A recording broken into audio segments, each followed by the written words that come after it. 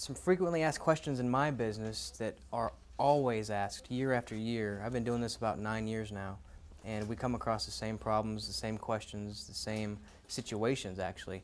Every once in a while there's a new one, but for the most part, everything's pretty routine. And I figured if I can get some word and some education out there through hailandwind.com, we can actually get the public, you know, to become their own expert on these subjects as opposed to having to rely on other people who might not be as ethical as you would like them to be.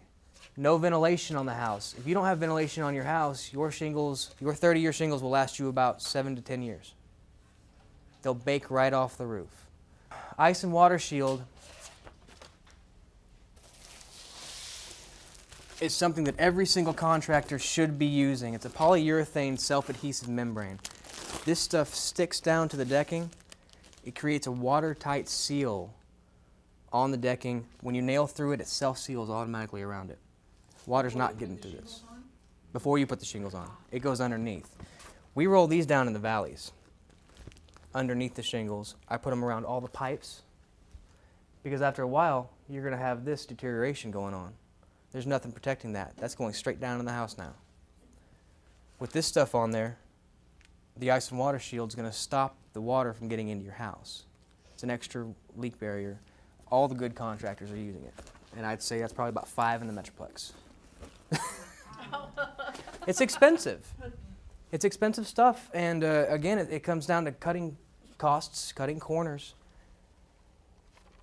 The guys that offer you the 5-year warranty, you know, they don't think they're going to have a problem within the 5 years. Well, we never have a problem if we're using the Ice and Water Shield. The guttering, people elect not to put guttering on their homes when they're building the houses.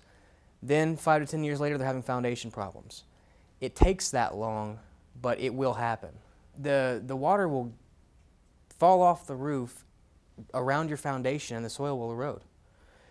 A lot of times, especially if you're building on sites and you don't have your own land and you don't have, you know, foundation piers put down and the ground compacted, a lot of these building development sites are just sand.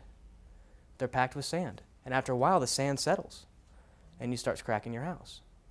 If the water's going away from the house, then it will last 3 times as long without, I mean, it's going to settle regardless. It's going to happen. But with the gutters on the house, without the water is what makes, you know, the water formed the Grand Canyon. It just took it that long. Same thing around your house. It's just, you know, after a couple years, the ground's getting soft, the erosion's happening, it's going down in the wells, and your house starts to sink.